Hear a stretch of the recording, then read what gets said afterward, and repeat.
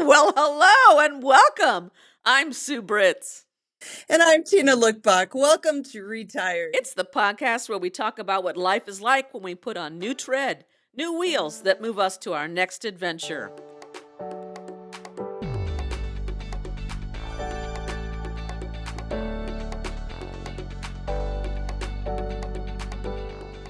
Tina, hi, how are you doing? I'm doing well. Ready to talk about some retirement issues, Oh, actually. that sounds good. We're just started this podcast thing, so we came up with some ideas. And I think one of them is what we're calling a bit. Should we do our bit? Let's do it. Shine your headlights on it.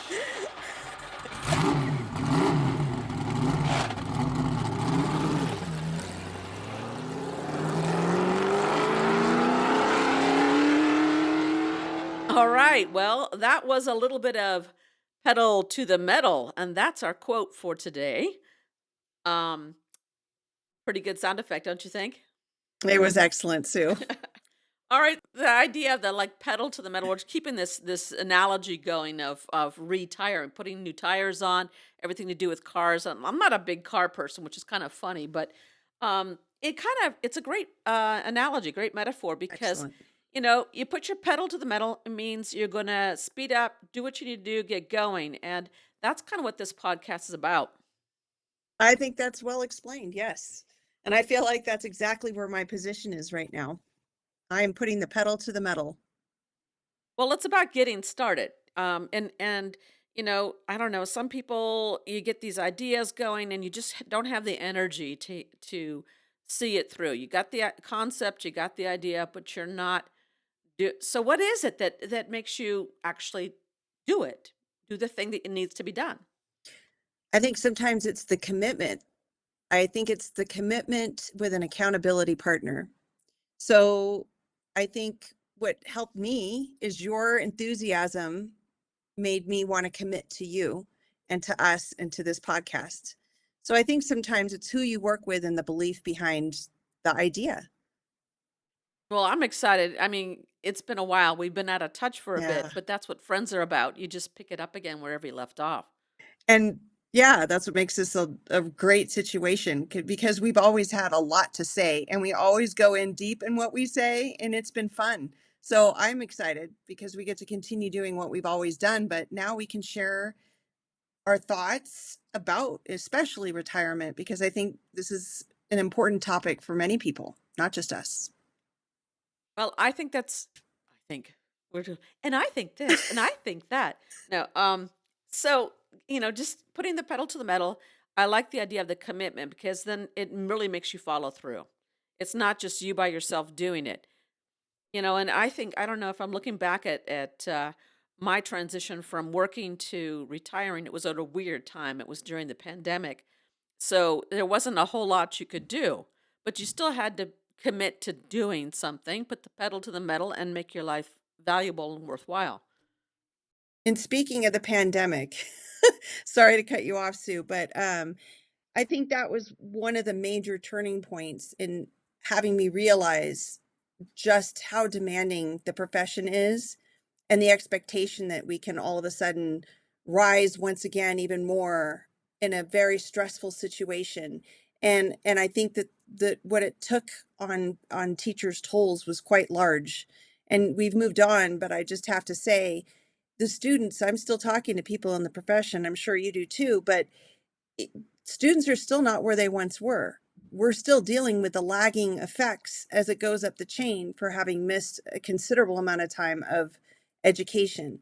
And I think that many teachers did it so differently that some fell behind students more than others by exponents. And so I think being even in the teaching world now is a challenge with all of its challenges. But, if you're teaching, let's say, sixth grade, you're still having kids catching up from where they were and what they lost in the previous grades. So just saying. Well, absolutely. It's also about kids' learning styles and who they have backing them up and, what their general curiosity is, where it goes. So some kids really, I only taught for a short while during the pandemic, and I'd already planned my retirement to happen at in June of that 2020, and I saw what it did in the short term, and we were just making getting through and trying to figure out this new thing. But pedal to the metal, you were saying that kids maybe aren't where they need to be. That's what the teachers are having to deal with Right. now, is put the pedal to the metal and get and make up for that lost time. It's tough. So, yeah, I'm not in that profession anymore, and I again, once again, call out the heroes that are doing this Absolutely. job because it is thankless, really. And I'm also seeing it from another perspective. So I did take a break from teaching and try it up again in the high school level, to the in the new place that I moved to. And between what I saw then and what I saw with my daughters in college, the system has really changed too, where there's a lot of cheating that's gone on, at least at the university level, because there was no showing up. So everybody ended up sharing notes, getting together and communally taking tests because there was no ability to make sure that didn't go on. And that has also affected their knowledge because they didn't have to study as intensely to put it into the long-term memory. So I'm seeing that also when I went to teach high school, that you know mm, it's harder to get motivated and focus on studying like before. I think it's even that much harder because they learned how to get out of the system a little bit. I don't know. It's going to be really interesting to see what happens with the educational world, where what are the good things that came out of different ways of learning Sure. and working with technology, and then what are the losses, what is a generation really going to struggle with. So yeah, that's a different pedal to the metal, though, I'll say. That is. I do have to say, and I think you're right, for as much as everything may not have been perfect, we have problems now. You're right. There's always something good that can come out of it and did come out of it. And I think that that's true about technology. And so I'm glad you brought that part up because it's not always all black and not always all white. It's a combination of it all. So you're right. Good things did come from it too. Yeah. Well, we'll have a lot more to say about education as we go on because, as you know, this is what brought us together. And it does stick with you. I mean, you've worked in a career that's going to stick with you. I think, education, you learn so many things about yourself and how you learn in the world. And those are taken to wherever you go, where you retire, where you put your new tires on. And that's the cool one of the cool things about our career. Did you just drink some water? I did. No. I did. Do you want And me to get that's all cotton mouthy and spit at the screen? no, but that is one of the privileges of retirement. You can just drink whenever you want. It That's doesn't right. matter, huh? Okay, I'm drink water because that's a whole nother story too. No, all right, so pedal to the metal. We've got this podcast started. It's up and going, and we want this format to be about a conversation. So we're gonna keep that one going.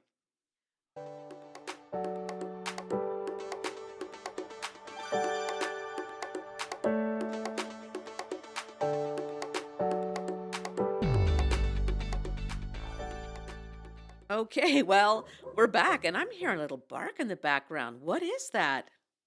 Uh, that's my Great Dane, Oh, and she's just letting everybody know that it's her what's her territory name? outside. Her name is Gigi. And Jiji. I've got a Mimi, so there we Jiji. go.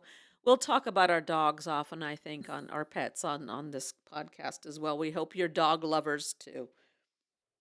Our topic today is the privilege of retiring or retirement. And it really is. I mean, if you look at the just the metaphor again, to be able to put some new treads on your car, it's about safety. It's about being able to get to your next destination and do all the things you want to do. So it's a fantastic analogy, and it is truly a privilege to retire. Um, I have to say, I just made a big connection, right? You're right. It is a privilege to retire because in other countries, there isn't such a thing as retirement. It means maybe your body is so shut down that there's nothing you can do and you live with family that will take care of you. But where there truly isn't anything where you pay into and expect to get a financial, income based on the work you've done. So you're right, there is some sort of a privilege there, but it's a privilege in our first world that we expect.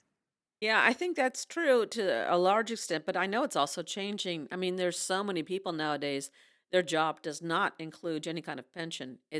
That is a reality. And I think I look at my That's daughter's true. generation and that's just not even on the radar at all. I mean, the most they can do is, set aside money for their own retirement.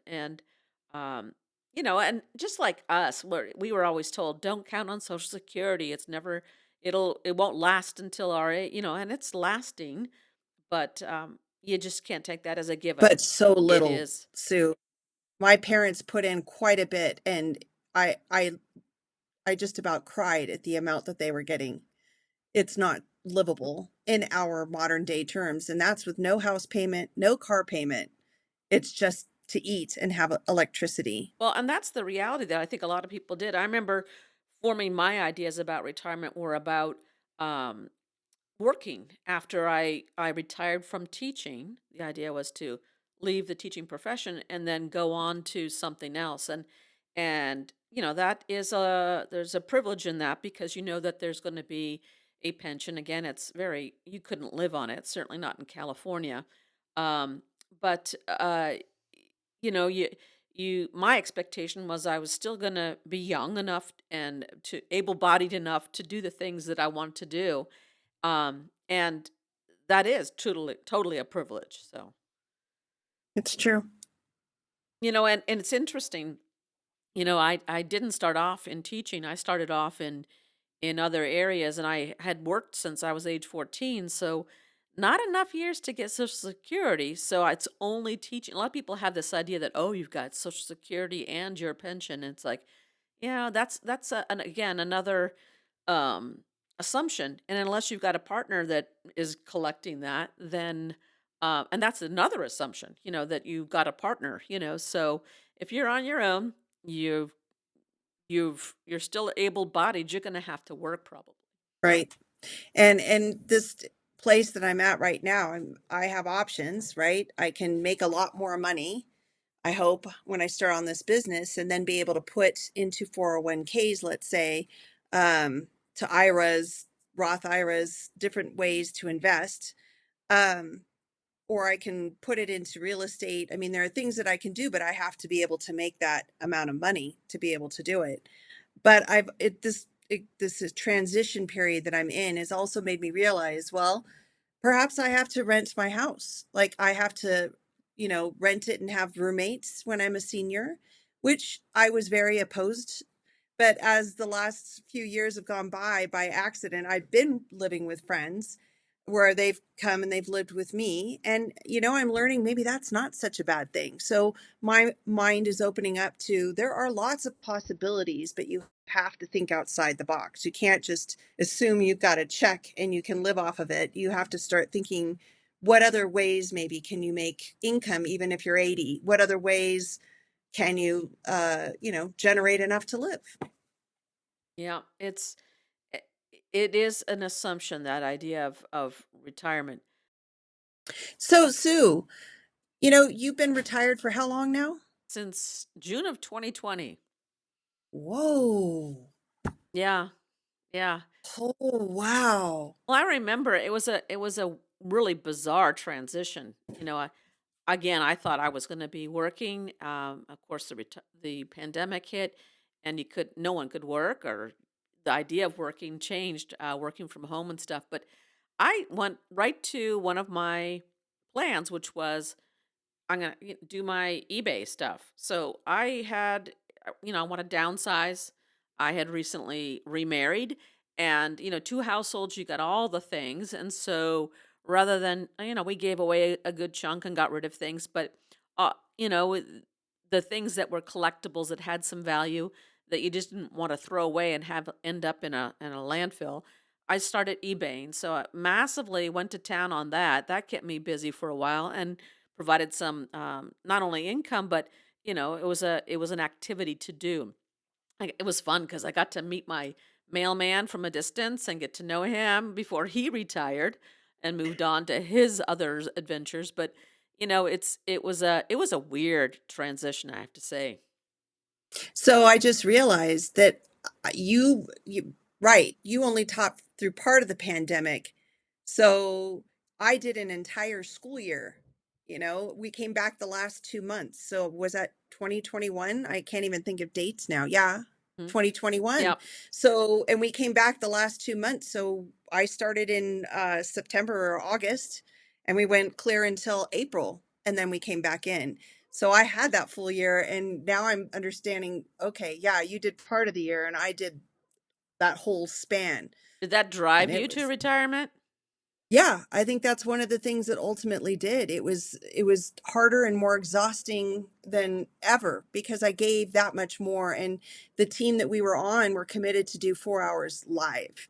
So that was different where a lot of people did asynchronous learning and we chose to be there live for 4 hours. So Yeah. it was a different thing sitting in front of a screen for 4 Yeah. hours. I just got a taste of that and that was enough. But, the kids also had to transition and learn how to do things and figure things out. And parents had to figure out, yeah, that was just a crazy time in our history.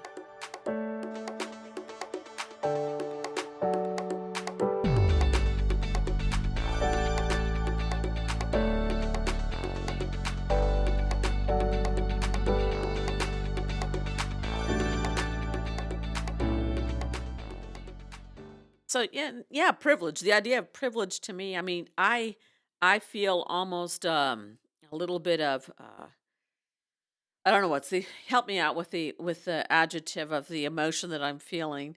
Not guilty, but I knew you were gonna I knew you were going there, Sue. yeah, I could I see was it raised. because you got it good. Uh, Because you got it good and it's comfortable, right? well, You're like the lucky yeah, one. and Yeah.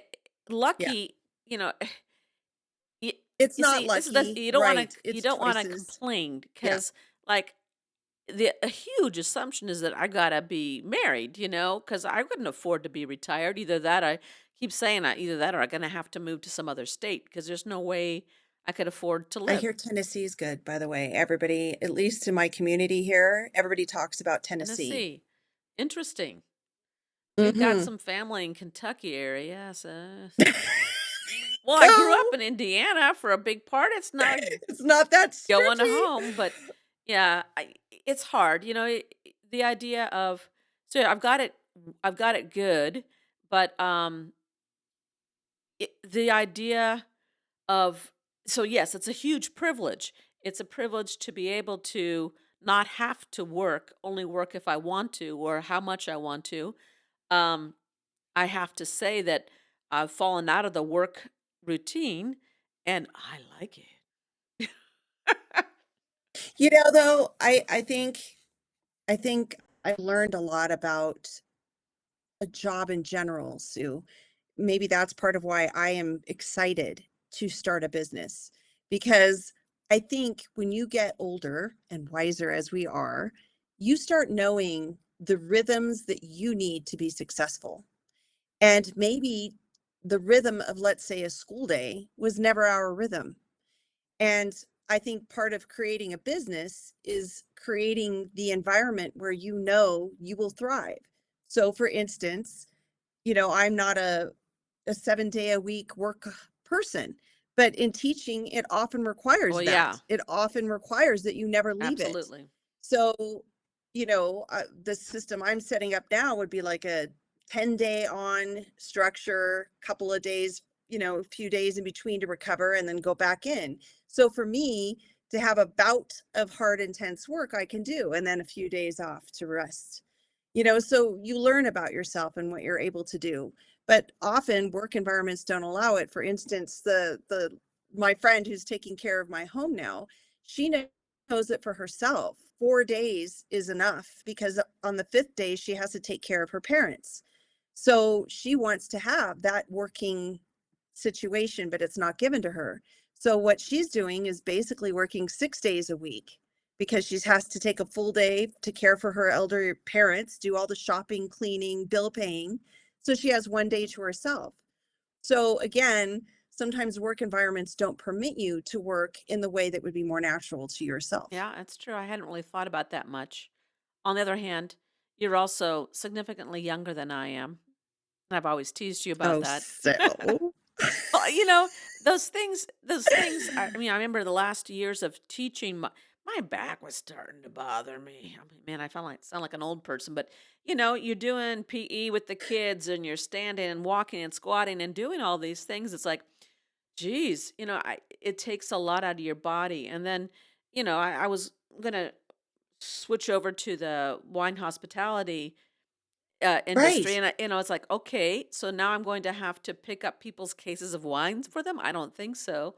Um, I might do that for Oh, myself, but but even then, I probably would only take half a case at a time. Just kidding. No, but anyhow, um, yeah, the idea of going back and working, there are moments when that sounds really exciting, and then other times not. I'd rather do my projects. I've my retirement, my new tread is that I am, and it takes a lot of courage to say this, I am an artist. I'm embracing myself as an artist. And that's who I am choosing, how I'm choosing to identify myself now.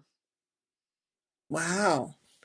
And I'm not at all surprised. And I think it's funny that you're just now coming out with this, but I've always seen you do artistic projects. And maybe that's part of both of why we connected because I see this now, correct me if I'm wrong, but together we like to create things and implement it and see what happens.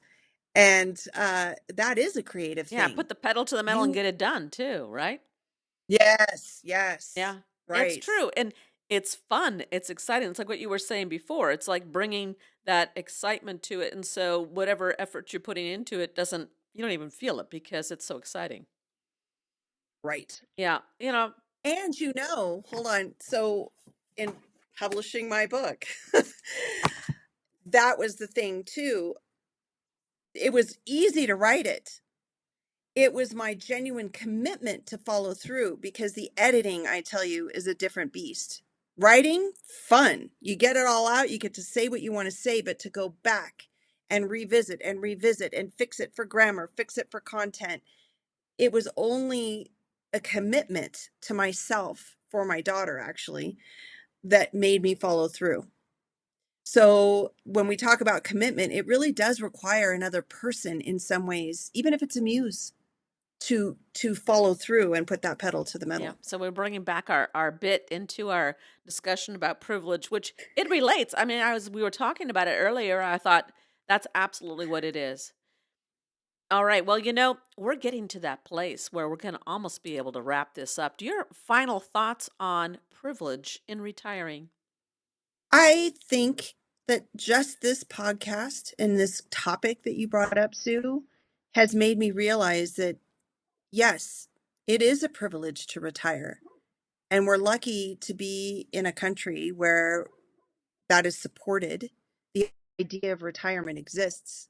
And I think I was going to disagree with you about the whole idea of retirement as a privilege because I'm seeing it from the views of a first world country. But let's, go to an impoverished country in the world that there isn't a retirement, like I said. So yes, it is a privilege to even think about it. Yeah, well, and I'm always aware of what that privilege means to me. So many, and I go back to like looking at my daughter and knowing that young people today, that's not very likely. I keep hearing your little Gigi out there. How little is little Gigi? Well, she's a Great Dane, so she ain't little at all. How much does she weigh? At least 125. Okay, And that's she's a petite one, that's a lot of small dog. one.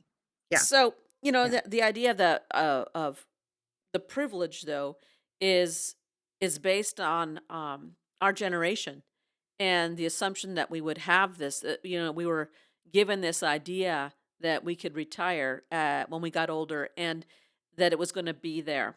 And as I said in our previous episode, I was planning for it all along because I'm thinking, That's I true. want to do this career. It's gonna be exciting, and then I can just switch it up and That's do true. something else because I'm that kind of person. I always like that about teaching. There's so many different genres of information and ideas and plans and creativity that you can do.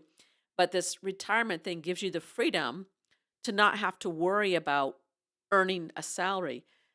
That assumption that assumption's gone. I mean, you this idea of not having to earn money into your senior years Yeah, to do what you love. is gone. It truly is a privilege if you don't have to do it. And then you can rely on your what you've earned in your pension. Probably not. But if you've got a partner who can help you with that, then you might be able to do that. That's another huge assumption. Having gone through divorce, I realize that having someone by your side that is committed in a relationship, but also in a financial relationship to make it happen, that's definitely a privilege. And then the final thing that comes to my mind is our body and our health. You get to a certain age and if you're required to continue to work to earn a salary so that you can make a living, your body has to function, your brain has to function and all that. Um that's a huge assumption, that's a huge privilege, and I'm aware of that. I just want, I brought this up because I want to be aware of that myself as I continue to age, and as we talk about this subject of putting on new wheels, new tread for another adventure. And that's where we're headed.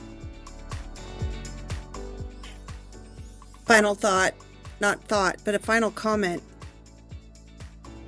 I think that life is all about change and adaptation, and it's your willingness to adapt. So I do feel that there are lots of people that have physical limitations that have been very successful. And I think as long as your body can do, or you have a mind that's open to any possibility, whether your body can do it or not, I do feel that it's possible to keep setting goals and work. It's just work may have to be different than what we've expected. So I think it's about Excellent. adaptation. Excellent. I'm putting on new thread for that adaptation. Yeah, I just love our metaphor.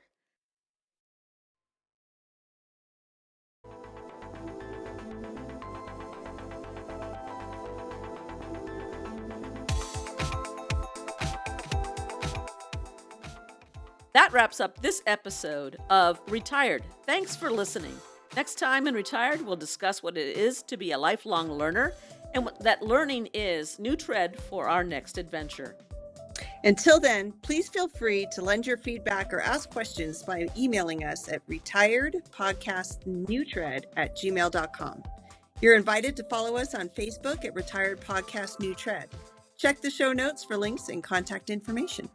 Retired is co-hosted by Sue Britz and Tina Lokkbakk. It is produced, directed, and edited by Sue Britz. Music and graphics are by me too. Please click to subscribe so that you won't miss your chance to join our Join our retired retired road road trip. trip.